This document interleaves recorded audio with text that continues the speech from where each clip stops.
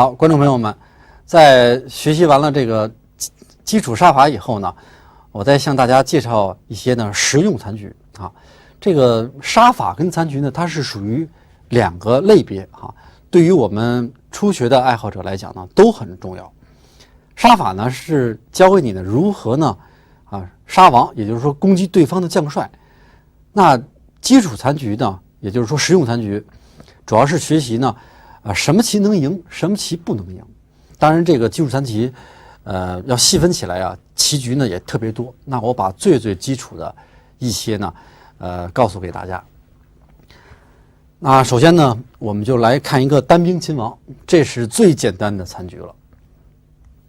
就是说，由于有帅力的这个作用呢，只要红方呢有一个二路兵呢，就可以捕杀对方的老将啊。具体招法呢也很简单，只要红方的兵向里边靠，靠到这个地方，如果轮到黑方走啊，黑方就无奈了；轮到红方走也没关系，红方呢等他一周，黑方就得自动呢把这个中路呢让出来。红方一做中，黑方只有下降了，这个红方这个中兵呢就挺进中原，然后红方再等一周，这样就形成了单兵擒王啊。最终以困毙的方法呢结束了黑方的这个生命。那单兵呢是可以擒王的，这个是非常简单的。那么假设给黑方要是加一个士，这个结果会怎么样啊？这个呢有一点变化。好，一般来讲呢，单兵呢是难胜单士啊，但是在这种情况下呢，则是一个特例。所谓特例，就是红方有巧胜的机会。假设这个棋轮到黑方走子，黑方就很简单，老将向任意一个方向出动啊，红方呢就无法取胜，因为黑方下步棋就上将啊落士啊就和了。红方这个兵啊是难以同时控制兵控制黑方老将与士的，两者难以兼顾。但是这个棋呢要是轮到红方走，恰好呢红方是一个胜局。好，我们现在呢就把具体招法呢摆出了。红方第一步棋叫抓紧不能够再浪费这个时间了。第一步棋走兵五进一，挨着对方的士。对方呢现在只能够动这个士他向左向右退呢，结果都是一样，只不过方向不一样。现在呢，红方呢第二个关键的步骤，兵五平六这里有一个窍门，怎么方便记忆呢？就是红方的兵呢一定要向对方的士相反的方向去移动，就可以取胜了具体的招法以后黑方有大致两种，第一种三种招法出将，那红方正好可以借帅力，黑方进将跟支士结果是一样的，一支士，红方抓紧这个时间，赶快把这个老帅移动过来，正好黑方这个来不及占领这个将五平六，红方呢形成了左兵右将。这个在残局当中呢是经常运用到的概念一左一右，很多种棋都是要用左兵右将互相左右监控的情况下才能取胜。对方落士，红方一把象落回来，为下步棋呢老帅助攻呢奠定基础。黑方扬士，红方就再下将。黑方如果出将的话也很简单，红方兵六平五，正好这个兵呢占领这个花心，黑方呢被困毙。黑方如果回士的话，红方的老帅一做中就把黑方这个中士呢给粘死了，下步棋兵六平五也是一个胜局。那么刚才说的是红方走兵五平六以后，黑方走将五平四的变化。那黑方要是上将呢是什么变化呢？道理是一样的，红方这步棋很关键要建立起左兵右将的思想观念，就可以取胜了。一出帅，不让黑方老将做出来。黑方只有退将，红方下兵，兵六进一，黑方一支使，又还原了，红方仍然是退将，与刚才第一个便利呢，取胜的方法呢完全一样。黑方无论是杨氏，红方再等一周，黑方无资可动，最终要眼睁睁的看着你呢，把他战死。好，那黑方走到这个局面的时候，直接支势呢，那更简单了。红方直接这个兵呢就下到了合适的位置，无论黑方这个势奔哪儿走，红方都是出帅啊，左兵右将形成个力胜残局，然后再长相。这个棋呢是一个巧胜，最主要是红方呢先下手为强啊，而且这个位置呢要做得很巧妙。正好走到这个图形的时候呢，轮到红方走子，轮到黑方走子。刚才我们已经说了，再提醒大家一下，黑方一步出将，这个棋呢就是合定的棋。红方下兵，你再这么走的时候，对方上将了，你兵都下不去了，你平兵，对方一支势，这个也是一个和棋，红方无法取胜。那好，单兵擒势呢，是要有条件的。什么条件呢？就是说位置要恰到好处，红方才有可能取胜。那按照这个逻辑来讲呢，就是双兵对双势呢，也是一个力胜的这个残局啊。这个棋呢，我就不用给大家多讲了。只要红方呢，就是把这位置卡好了，用一个兵去破两个势就可以了。大家如果有兴趣的话呢，自己呢简单的摆一下就可以。当然，两个低兵，这个就无法取胜了。甚至你的兵在这儿，这个棋也无法取胜了。一定要有一高一低，这个棋呢才有机会获胜。还要看具体的位置。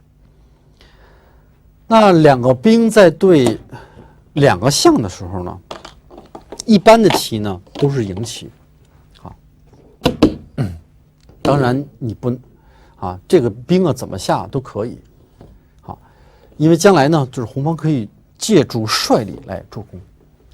左右齐头并进，黑方无论怎么走，这两个兵一左一右把它牢牢的控制住。将来两个兵呢形成这个夹击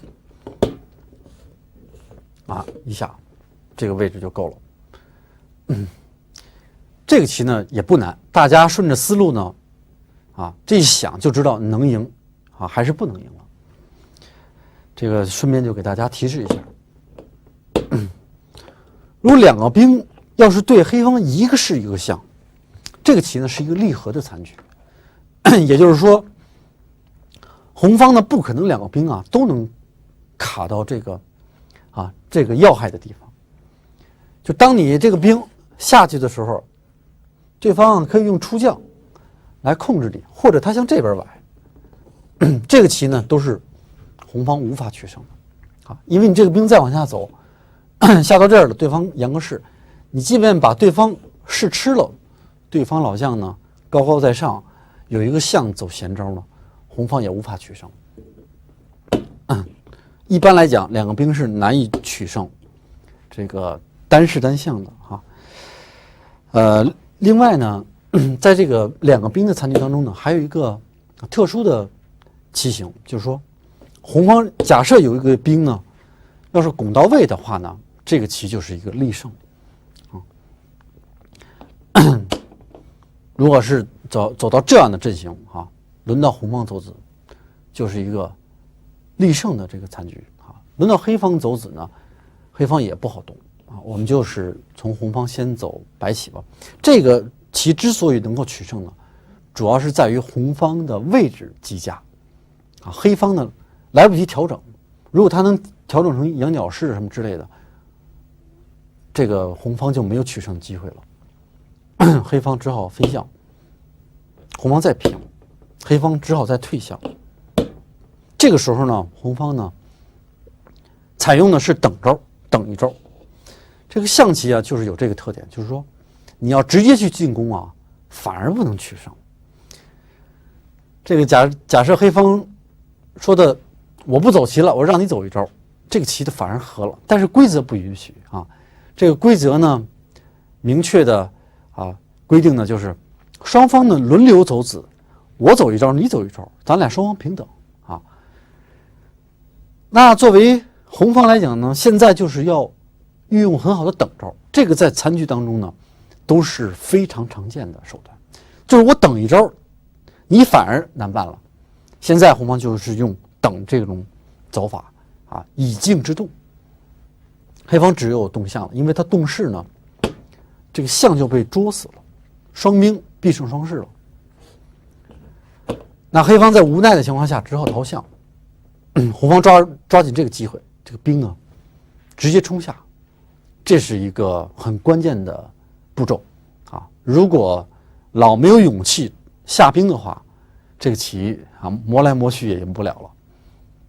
下兵以后控制对方飞中象，黑方只有飞这个象，那红方现在就赶快倒兵兵4平3，前兵后兵都可以。正好呢，黑方来不及，红方这个两兵呢从一面下去，这个棋呢真是一个特例要有这样的构思，这个棋就赢下来就不难了。黑方退象的时候，红方呢看起来山穷水尽了，但是红方呢一招兵3进1呢又是一个柳暗花明黑方下步棋无论走什么，飞象也好，支势也好，落势也好我们随便摆招吧，红方都是兵3平4把它将死，这是一个巧胜的特例这种棋之所以能够取胜呢，有赖于呢红方的位置极佳，而黑方的防御阵型呢又非常的糟糕。当然这种棋呢在实战当中呢出现的并不多，但是作为我们爱好者来讲呢，有了这方面的知识，有时候对于提高实战的技巧来讲呢还是非常有好处的。好，下面我们给大家讲3个兵对士象权。首先应该明确的一点呢，就是3个高兵是必胜士象权，但是有一个兵如果走低了的话就赢不了了。当然要看具体的位置假设这个兵这么走低了，这是赢棋，要看对方的士象的方向。好，我先给大家摆2个和棋，这个棋呢看起来也是3兵，但是赢不了。为什么呢？因为这个兵呢不能锁住将门在这种兵类残局当中，无论是单独的兵种，还是有马兵炮兵还有车兵这个锁住将门是很重要的。这种棋就和了，因为黑方这老将他永远不动，你无法锁住这个将门毫无代价的占领这一点是非常困难的。那这个棋呢，就是什么就是赢棋呢？这个兵在这里就是一个关胜的残局对方的象无论他在什么位置吧，这个棋都不关键了最主要红方的兵呢要冲下去的时候呢，要把握好时机。那么也就是说，保留一个高兵，一个3路兵，然后这个兵呢因为你这个兵已经对准他的将门了，这个兵你就可以一路直下。黑方现在他也没有什么更好的招走飞象落象嘛，反正就是红方一个人走从这里我们也可以知道，就是在残局当中呢，剩下这种兵的残局呢，它的速度呢不是第一位的，主要是要物质力量跟位置，跟这个开局说是恨不得我多走2步棋那才合适呢，这种感觉是完全不一样的。那么现在黑方还是没有好棋走，比如他退象嘛，这个都一样。红方这个时候呢，他就可以呢直接呢冲兵了。当然在冲兵之前做一个出帅的动作呢也是可以的。假设即便红方没有这个象，不用遮挡将来，这个棋也是一个必胜红方就可以直接下兵，这个是关键左兵锁好这个将门，这个兵去撞这个将门，这个非常的关键。黑方如果知的话，那么红方就是绝杀了。下步这个兵呢就是直接下去了。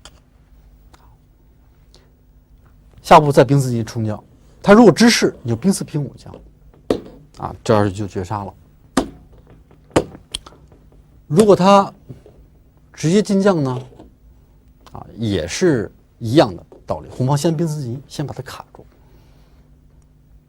黑方这个士不能动，啊，士五进六呢是白送，走其他的位置这个就僵死了，所以他只有动象。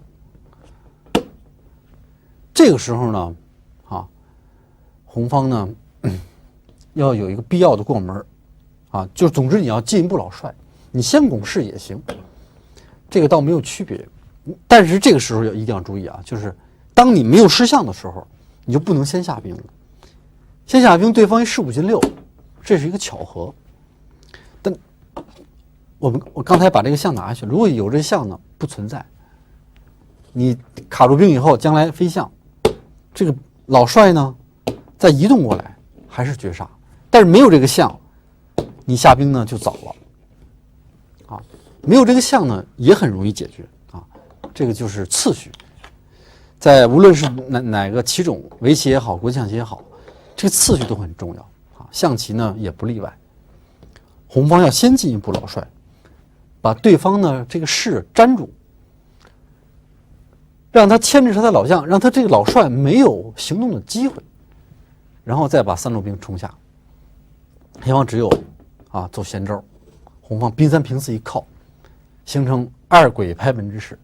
就是这两个兵到这儿啊，就是二鬼拍门呢，比喻他非常的厉害，好像黑方呢，啊一下子就到了，就步入了鬼门关一样，啊，两个车有的时候在中局做他时候卡在这里也非常重要。那么黑方这个士呢，向哪边支，红方的老帅呢就向相反的方向移动，啊，反之亦然，这是一样的。他往这边支，你就往这边走，这个就是黑方呢最终呢，啊。要被红方的僵死，啊，一点防御的机会都没有。这个三兵呢，取胜摄像权的技巧呢，就是在此啊，大家一定要记住，记住是这个阵型，然后兵四进一往下冲就可以取胜啊。这个倒不难，只要你有三个高兵，我想你下次遇到这样的棋呢，一定可以取胜。那好，那兵类的残棋呢，我们简单的就给大家呢介绍到这里。我们随后给大家呢介绍马类的残局。这个左右呢都可以，因为这个象棋盘呢左右是完全对称的。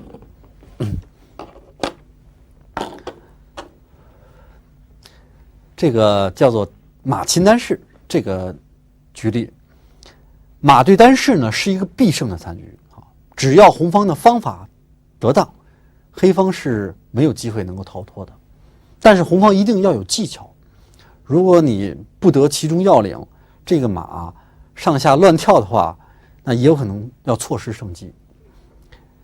那这个棋给大家一个完整的答案呢，就是说，红方你把这个，如果你笨一点的话，就是说你不知道其他方法更好、更便捷的话，你就把这个马跳到这儿去。跳到这里呢是一个定式的杀法，黑方呢走到这儿就无可奈何了。那么下面呢，我给大家介绍呢，就是红先跟黑先的两种。先说黑先吧，黑方先走啊，上将，红方马六退五叫一叫，这个很关键啊。黑方不能下将，下将的话，你马一将就把这个中士呢掏吃了。黑方唯一的走法就是走上将，之后红方走马虎进七，登士，啊，这招棋很关键。走其他的招法就要绕远了。黑方走士五退六跟士五进四啊，其结果呢都是一样的，红方就马七退六，把马盘回来。啊，这些都是固定的招法，最便捷的。这招棋的作用呢，就是控制黑方老将，让他老将呢从三楼上下不去，以后呢好乘机利用。刚才如果黑方弱势呢，也是一样，因为黑方虽然能下将，你马一走到这儿，黑方还得再上来，啊，还是三路老将。那这样的阵型呢，黑方弱势，你再进马，道理是一样的。总之，黑方这个老将呢，最终还要上来。那么最后一步关键的马4进2啊，马呢运到这个炮花去，这儿下步棋呢，这个下底传中，一将把中士呢蹬掉，黑方只能眼睁睁的看着红方一个人行动，把这个中士呢就蹬掉了啊。7步擒士啊，这是一个啊定式的走法啊。我们再回顾一下啊，因为一将进马，然后退马，这个也不难，只要大家把这个步骤记住了。下步马4进2，入炮花，底线到中心。那这个棋假设要是轮到黑方走呢，其实取胜的也不难啊。我们把具体招法啊介绍给大家。黑方第一步棋走进将，刚才我们是摆的上将，那么红方可以等他一招啊，空走一招，这样更利于进攻。这个马不要着急，黑方只有快将，它像这一带快呢是一样的，因为这个棋盘左右是对称的。红方呢返回中马，黑方推这个士，红方就一脚就蹬死了，有士啊无处可藏。士5进4呢也很简单，马一勾将一上将，红方再等一招，对方下步棋就要把士呢送给你吃，啊，这就很简单了。那黑方呢，相对来讲最顽强的就是走士5进6，啊，红方马5进7一将，黑方上将，跟刚才那个棋呢一样，就是方向相反了。红方上一招老帅就可以了，黑方只有上将啊，红方这个时候再马7退6，啊，对不起，红方这个时候走马7退8。因为马7退6呢，黑方下将，你还要再把这棋再回来，这个往外口退啊，这个是很关键的一步，跟刚才那个盘角是一样的。黑方只有退士了，因为下将你就直接把士蹬死了，这样与刚才取胜的方法呢，最终呢又殊途同归啊，仍然是马入炮花，最后把黑方这个士呢底线一将，把它蹬掉，最后就形成这个马对单老将，这个棋就好赢了。最后形成什么类似这么一个位置啊，或者高调马都可以，就是一个困壁的杀法。那么马擒单士呢？啊，刚才就是说的，我简略的讲，就是该红方走也是马6退5，啊，跟那个该黑方走呢进将是完全一样的。只不过黑方进将呢，就是红方需要等一招，等他无论向哪头快，你再推中马啊，然后再绕来绕去就可以了。马擒单士呢，有一点难度，但是大家呢对它能够记熟了呢，也就比较好赢了。那下面呢，我给大家讲解呢，单马对单象的棋。单马对单象呢是一个立和残局啊。所谓立和呢，就是说正常来看是和棋，单马方呢无法击破黑方单象的防守啊。这个象呢要比马呢活动呢空间要大，因此单马不能取胜。但是呢也有一些巧胜，黑方守和的关键啊有一点，把这点记住了，这个棋就是和棋。什么情况下就能和呢？就是要把老将跟象啊分开来啊。这个所以叫做这个残棋啊的名字叫门东户西啊，左边一个右边一个，门呀在东边，窗户在西边啊，也就是左右啊都占领了，让红方这个一个马呢不能够两者兼顾。红方怎么走都赢不了啊！黑方这个棋如果向这边退，这个棋就输了。为什么呢？因为它子力离得太近了，这儿必然要造成互相羁绊，将来红方呢这个单马就可以擒获黑象了哈。具体招法就是红方等一招啊，他一上将，红方利用他自己别着的时候，或者黑方左边象，这个道理都是一样，红方就赶快倒马脚，下步马6进7，黑方就欠行了，只能送你象吃了。啊，黑方一高象你进马，就把他控制死了，他的象就得白白的送给你了。所以黑方这个象呢，一左一右，红方是最没有办法。上将也可以，这怎么走都没事。一将，他再进马，这个时候非常关键啊，就是黑方呢继续下象啊就行。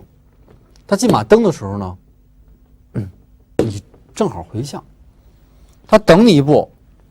虽然你这个象有点分家，但是不要紧，你向回走，红马向回的时候，你象呢再赶快啊向中路圆，把象圆到中路，这个棋就是一个关和的残局啊，红方无法取胜，就怎么走红方也赢不了。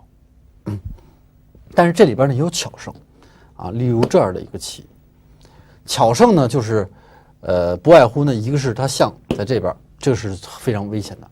红马刚才我们摆到这儿赢棋，这儿也是赢棋，甚至这里也是赢棋啊，因为黑方那个象呢来不及圆回来了。那还有一种巧胜的情况呢，就是黑方的老将呢是在高处，这个红方呢也是赢棋。红方怎么取胜呢？就是第一步棋啊，走马2进4，走了一个底八角，让黑方这个象啊向其他地处飞啊。黑方主要有2种飞法，我们先说向这边圆的，然后红方等一招。黑方由于这个相位啊，一个是在边上，再一个这个老将啊下不去，正好被红方利用。黑方再下将呢就来不及了，红方一将以后，无论你上下将，红方再空等一招，这个就是啊把黑象擒来了。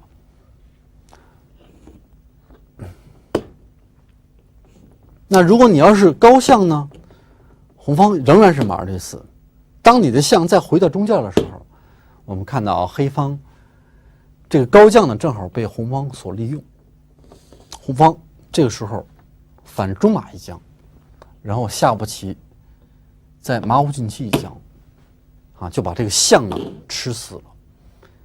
黑方这个象呢应该说呢已经呢没有办法逃了啊，这样也就意味着红方必胜了，因为一登你也拉不住红方啊，因为你要走棋啊，你一下将，红方这个老帅就溜掉了，把这个老帅跟马呢摆脱牵制以后呢，又形成这个单马擒王了啊，用困壁的办法。那刚才给大家讲到这儿，进马的时候，假设黑方象向另外一侧飞啊，这个棋呢，也比较容易啊，红方就是还要上帅等他一招，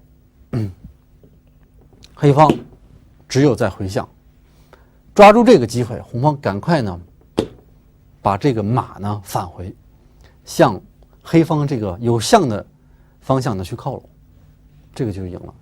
退象也没有用，红方仍然是马5退4啊。当然马5退6也是可以，那对方要高象呢，这红方就不能马5退6了，马5退6就要绕远了，马5退4就要。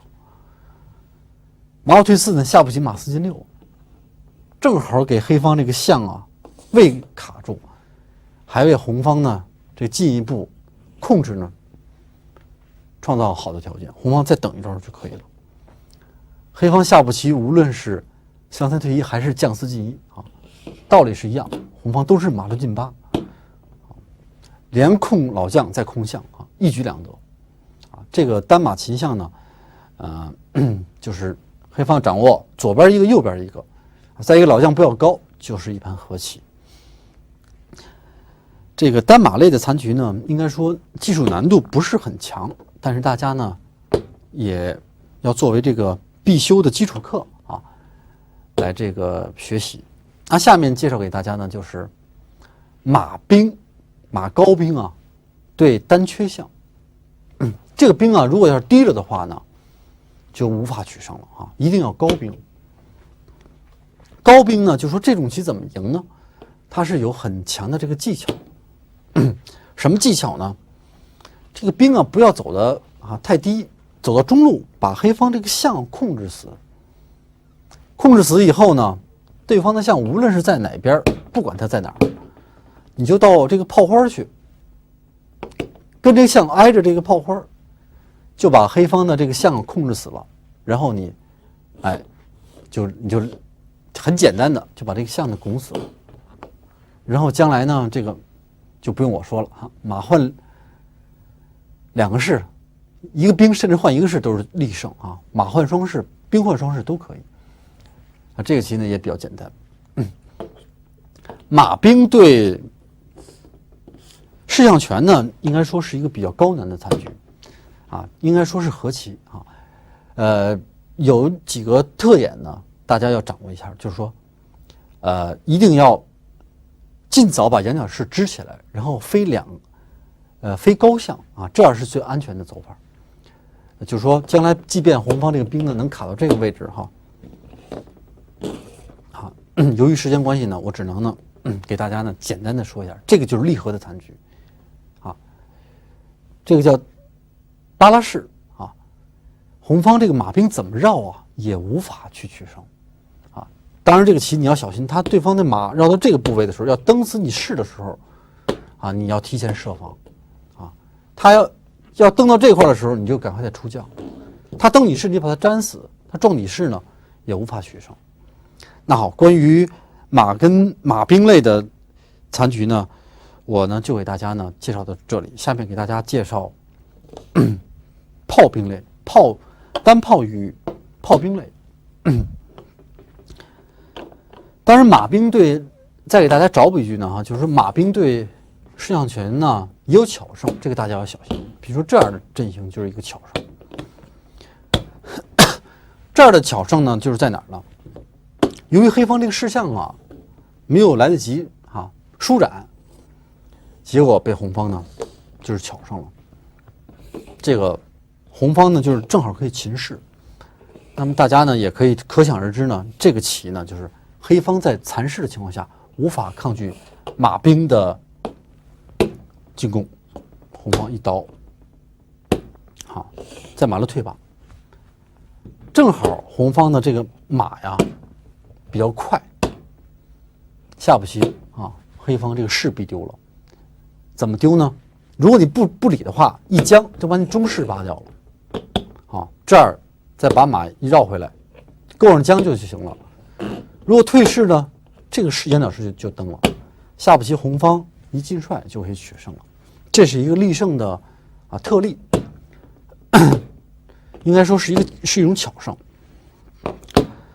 那炮类的残局呢，也不是很难大家知道几个概念就可以了。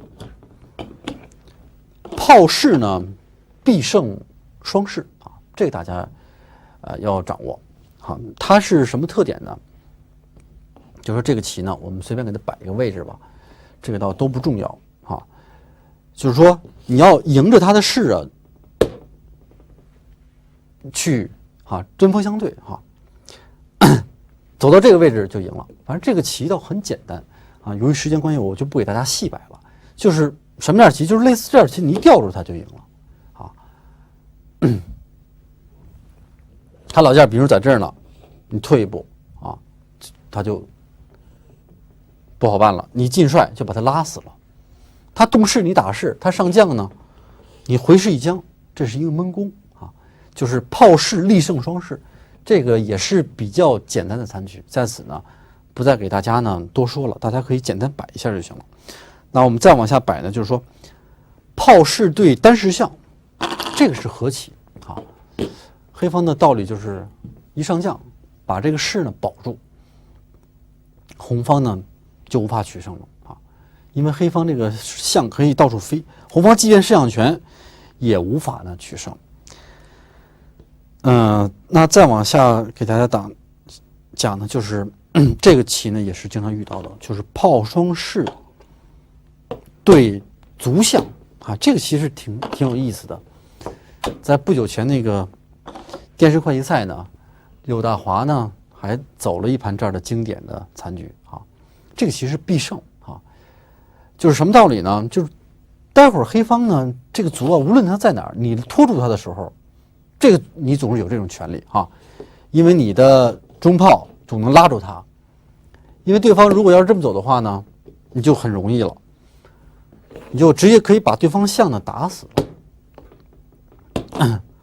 但是这个棋呢，赢起来呢也不困难，只要你知道是赢棋啊，按照一定的方法去赢。比如这个棋呢，我可以先等一招，让黑方多走一招棋，然后你再摆在中路，他只有进来，然后你进来啊，然后一直势的时候你走这个。黑方呢现在无子可动，他只有下将，下将呢拿炮呢这打就可以了。这个棋呢，就是说它唯一的有一个巧合呢，就是你要小心呢，就是你不要着急打他，小心把这炮走丢了啊。你必要的时候可以把老将做得很安稳的时候，你将来你再去吃它啊，他没有这个机会了啊。这个棋大家一摆也知道怎么去赢了。在此呢，我也不再多说了。那比较高难的残局呢，是炮兵对士象权。炮士象权对单炮跟单马都是和棋啊，只要防守方的位置好，你可以这么来回来去的电炮。如果来不及电呢，你这个炮给它点在这儿也是和棋啊。单马守和的要领呢，跟这个略有不同啊。这个炮点在这儿，不让它支起来，或者把炮退回到这里，就这么垫上也无法取胜。单马呢，就是要到什么位置呢？红方有可能调成这样的位置啊，但是黑方的马呢，一定要及早的呢扑进来，用这个马来管住红方的炮。就是说这种棋，红方必须要用炮架子才能赢，没有这个士，红方是赢不了。但是你这个棋不要吃了士，你就这个时候他叫杀，你就回马控制他这点，他走这个呢，你就马7进8啊，他等你一招。比如说你不要贪士，贪士这个棋呢也没事。比如说对方上将，你不能登士，登士把对方把你填死，你也不理他，反正他炮将不上你，这个棋就是和棋啊。这个棋也并不难，大家知道一下呢，就很容易掌握。炮兵对士象权呢，这是比较高难的残局啊。我想可能作为我们初学的爱好者，可能掌握起来比较难。我们大家知道它是赢棋就可以了。然后呢，在实战当中呢，您再慢慢的摸索。简单的呢说呢，这是一个立胜的局面。这有一个底炮，这个兵呢，待会儿就拱下去，这个棋就赢了啊。因为将来黑方呢无子可动。这个要用什么原理呢？就是用炮兵呢，就是黑方无子可动了以后，兵即便冲到底线也不要紧啊，吃掉一个士一个象，炮底兵呢必胜单士象啊。这个由于招法呢比较繁琐，我在此呢也不再给大家呢多讲了，因为我们后边的东西还比较多。另外还有一个经典的局例就是这经典的局例很多呢，可能由于时间关系呢，不能给大家一一列出了。这还有一经典的局例，就是这样，这是一个古代的牌局啊，炮兵没有士象，他也能够战胜士象权啊，这是一个特例，这个融合了一些杀法。第一步棋，红方就是摆中炮，要有一个空头炮，黑方呢只能来回来去的走象，红方进帅，然后再出帅。出帅完了以后呢，红方这里边有一个关键的动作就是走平炮，这是叫杀。这个的目的呢是什么呢？让黑方士6进5呢给他逼起来，否则红方底线一僵，这个又是闷杀了跟我们刚才讲那个车炮杀棋是一样的。黑方支起来的时候呢，红方再进老将，黑方只有退象了。这个时候红方走妙笔生花，给他一控制住。红方要是纯粹的进攻呢，反而赢不了。不理他，给他来一个控制，平炮一走，让黑方这个一路象不能再走闲了，被迫得把这个象飞到中路上去。这个红方呢就得以了，下步棋中炮一震，然后再出帅，这个变成铁门栓了这个是就是杀棋当中跟实用残局呢，它也是相结合的，它是两种角度来说明这个最终的这个入局的这些手段，但是其中有些是要并用的。好，那这个炮兵跟炮类的呢，我们呢也就给大家呢说到这里。我们下面呢来说一下有车类的就是车类的残局。这个内容也很多当然大家呢除了在收看我们的节目以外呢，最好如果您要是想进一步提高水平的话呢，肯定还要看一些相关的这个书籍。车对双象呢比较好赢怎么赢呢？就是简单的方法，一撕车，撕车以后形成什么样的？因为一将就可以把对方的象呢给透掉了，利用帅力。黑方只有支势，红方呢就车将出将以后呢，红方车占花心这是一个非常简单的赢法。黑方无论是低象还是高象，现在是高象也不行了高象结果也一样了。他无论是走哪儿，你将他你退车一吃，他二象呢必丢其一。他无论怎么连，别忘了这个顿挫一将，然后就把他这个象呢斩掉了。这个棋呢就是红方呢力胜，这个非常好赢。高象很好赢，低象呢刚才我说这平车准备吃象，如果你出象我就车占花心儿。如果你高象呢也很简单，红方就车二进二一捉，他如果退底象你就一将把它带掉，他只有在高象了。好，他象高起来以后呢，红方车一将这儿就赢了，平车再一捉，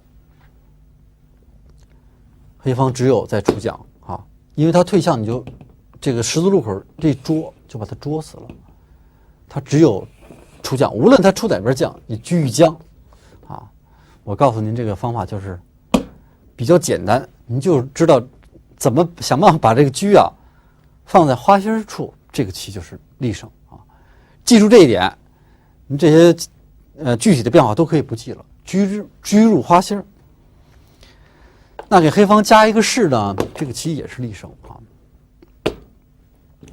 这叫单车呢必胜士象不全，士象只要不全就无法守和单车的这个进攻第一步棋红方就一撕车黑方呢现在只有这个退象进行防守了。为什么呢？如果他退士的话，红方来一个车沉底线一招封侯，一招就黑方就无法防守了一出将就把它粘掉了。所以当红方分车的时候，黑方只能退象。这个棋赢起来也不是很难，但是你要掌握方法。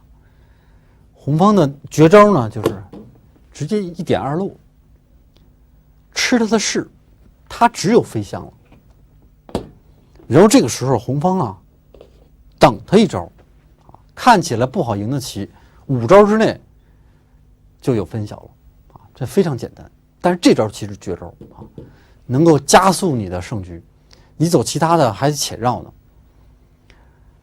黑方只有退士了，他无论士退哪儿你的车就平过来了。他由于中路呢你粘住他的象动不了，想回象来不及了。下步棋眼看着红方沉底车把士就揪死了。因为黑方由于残士所以士呢，正好是你击破的最佳的环节哈。残士嘛，它就是有缺陷，你就往这儿使劲儿就行了，这个很简单。再出帅就形成车对双象了，这个也不难。对两个士一个象呢，也很简单啊。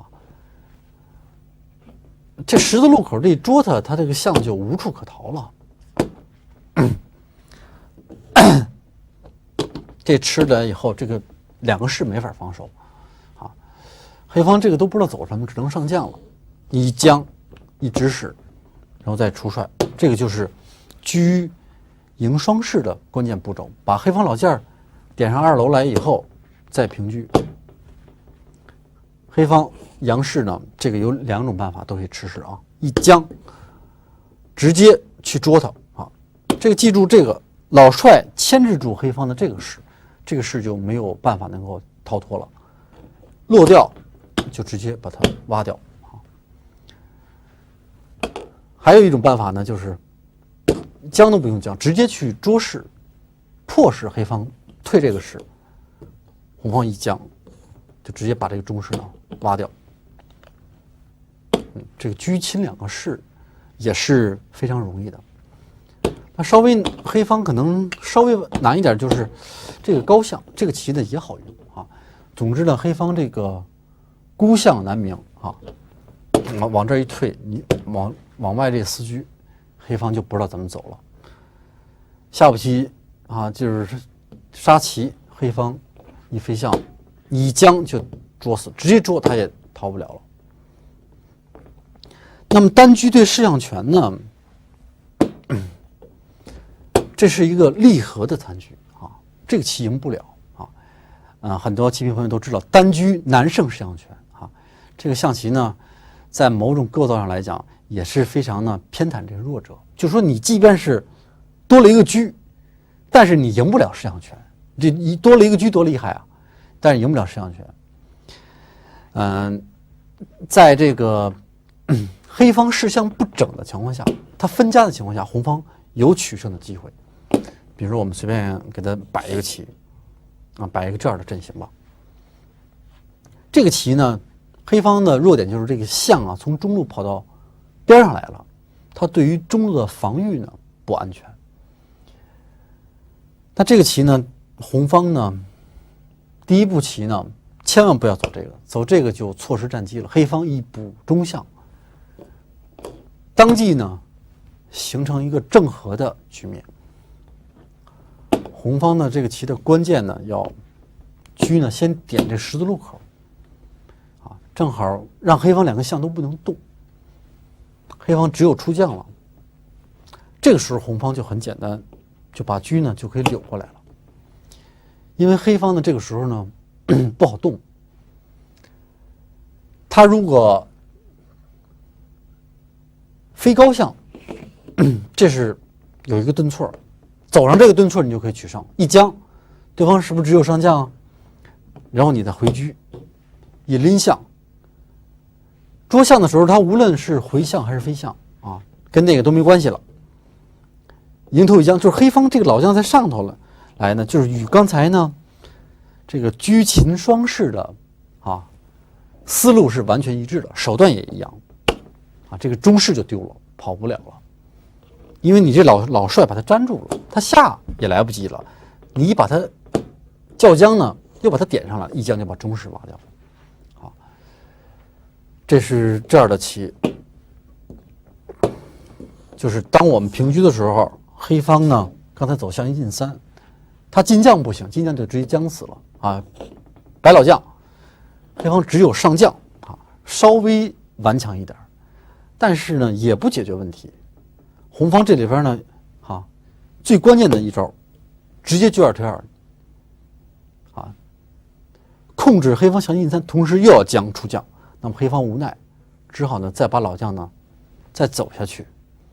这个时候呢，红方呢只要走出一招关键的棋，就可以锁定胜局，也不将它，就直接把车呢放在中心，这个车的效率是最高的，控制了黑方两个象一个士，象不能动，士不能动，士一动，这儿拍死了。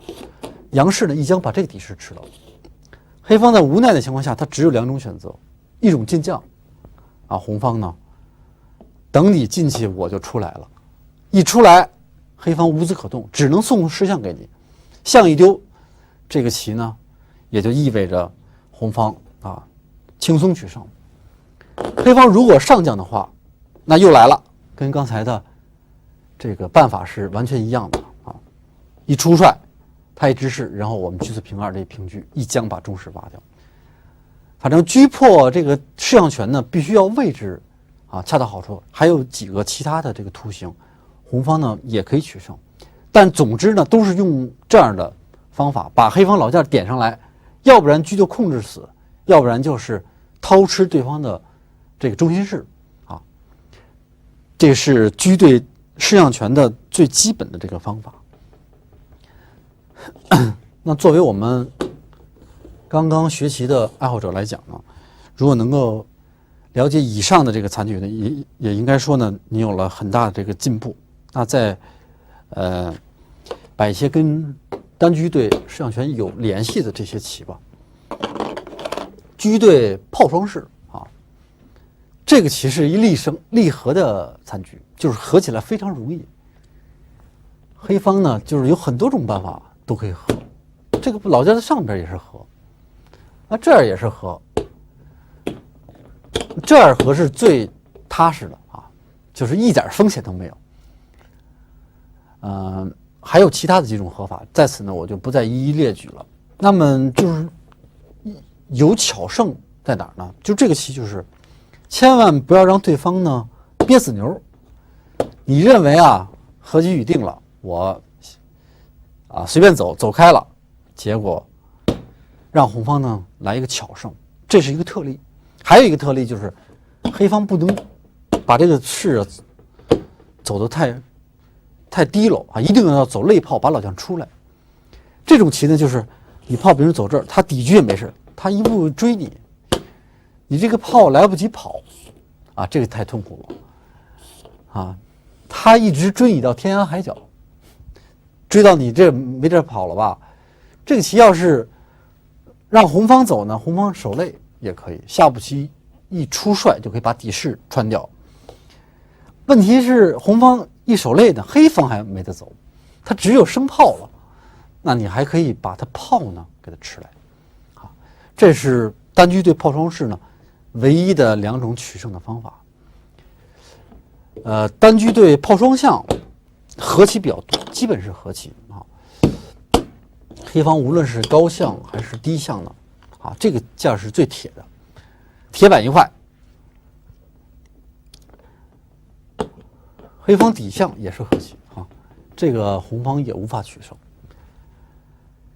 这个就是无法击破黑方的这个防御那么黑方唯一有一些不安全的呢，就是这种棋这个不要走成高象高象呢就是容易被红方利用就是什么样的棋呢？就是我简单的给大家摆吧，就是他一将比如你的炮是在这儿了，他把你捉起来，你向前一走呢，他平车一捉，你炮一离开，他车五腿一蹬，就把你这个象活活的捉死了这是一个利胜，就是黑方高象不行，因为高象容易被捉死，低象就安枕无忧了。你捉象的时候，我炮回来因为刚才这种捉象呢，他逃不掉了。你快老将呢，红方可以通过劈将下步棋把你这个象吃掉，充分利用这个帅力。那对马双士呢，这是一个高难一点的残局。马双士这是一个比较难一点的残局，但是可能由于这可能对于我们大家来讲呢，要把这个残局呢掌握好呢是有难度的甚至学了2-3年的水平呢还掌握不好，这个也是情理之中的。那简单的给大家说呢，就是说这个叫山后马，红方要想办法把这个马呢赶到吴氏的一边去，就是取胜了。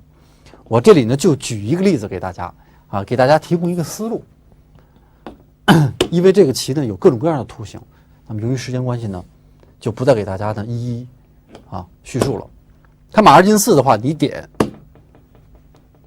他这士就丢了，千万不能将，将还要绕远。对方呢如果落士的话呢，你也是点这个，这样他的士就自动支起来了，这样你一进帅。黑方一进马的时候啊，这有一关键一招，退车一封马路就赢了这个棋。黑方这个马呢，一会儿就被捉死了。他要是上正马，你也是封这个马路，他往上跳啊，这个都没有好地方去了。你一叫杀，这个马就丢了啊，因为底线叫将，他往中间跳呢，出将你拍将就给我带回来，底下一将落士，退车一捉就把他捉死了啊，这个也是立胜的残局。那马三象呢，唯一的和的方法就是这样啊，这必须要高象，低象是输棋。怎么输呢？就是简单的给大家把结果摆出来吧。就是这个低象是不行的，车9平6一卡，黑方只有出帅了，再车6平5，黑方只有上将了，红方等一招，黑方无子可动啊。这个由于时间关系，我只能给大家呢摆得快一点，这样红方呢你多退一点，直接退到这里也行啊。下步棋把他捉死。马三象啊，只有这个高象是和棋啊，其他的位置都不能守和。那么最后呢，我再给大家摆一个这个海底捞月，这是作为我们初学者呢应该掌握的棋，就是车炮对单车，没有失象的情况下呢，要车坐中啊赢。然后这个时候呢，这个炮啊，他要是老拦着你的话也没关系，你把车跟炮啊放在同一条线，因为这个棋呢，黑方不叫吃，他不敢吃你，吃了你以后，他就被你将死了，他叫拦。你进炮的时候呢，他就拦不住你了。这样通过底线一将，就把这个炮呢绕过来了。绕过来呢，为海底捞月呢就做好了充分的准备。下步棋炮到底线去，啊，对方因为无子可走，他只好走去。然后炮呢走到这个，啊，黑方这个老将底下，倒背手一打他，他躲开的时候，这个肋道呢他已经站不住了。你拔高车，下步棋呢，眼睁睁的看着红方的车5平6，就把黑方的将死了。那么同样的道理，如果这儿有一个老兵的话，这个棋叫做老兵搜山啊，这老兵也可以立新功。具体的招法就是红方一将，黑方只有上将，是不是？他下将的话，你一平兵就绝杀了。上将，然后你把这个兵啊暗度陈仓，给他渡过来。黑方由于没子可动啊，他动其他的地方呢，对你也没有影响，你就一个劲儿的在底下拱啊。他走这儿的时候呢，你一叫杀，他还得再回来啊，然后你再平这儿。下步棋呢，黑方如果下将的话，红方呢就直接下底车就可以了。这跟海底捞月呢异曲同工之妙，都是利用这个点啊，这个棋非常绝做的啊。那好，那这个也给大家呢讲了不少的实用残局，希望呢能够对大家呢提高棋艺呢有所帮助。那同时呢也希望大家呢再多看一些有关的残局，还有一些古谱啊，例如《局中秘》啊，还有《诗经雅曲》等一些书，我相信会对大家呢提高棋艺有很大的帮助。好，朋友们再见。